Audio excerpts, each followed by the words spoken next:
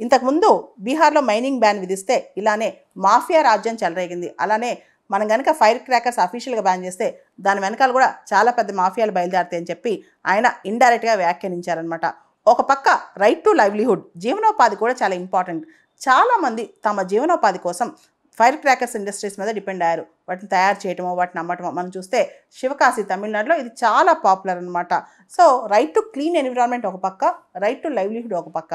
అంటే ఎవరైతే ఇండస్ట్రీ పైన డిపెండ్ అయ్యారో వాళ్ళ యొక్క జీవనోపాధి, దాంతోపాటు క్లీన్ ఎన్విరాన్మెంట్, స్వచ్ఛమైన పర్యావరణం కావచ్చు, స్వచ్ఛమైన గాలి కావచ్చు, ఇవి కూడా హక్కులే. వీటన్నిటి మధ్య బ్యాలెన్స్ చేయాలి. ప్రతి విషయంలో కోర్టు ఓవర్గా ఇంటర్ఫియర్ అవ్వకూడదు.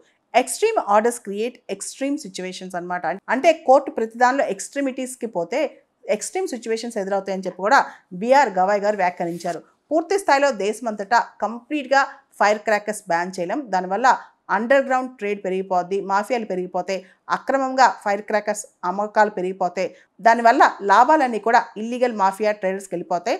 చాలామంది అమాయకులు జీవనోపాధి కోల్పోతారని చెప్పి కూడా కోర్టు చెప్పుకొచ్చిందనమాట.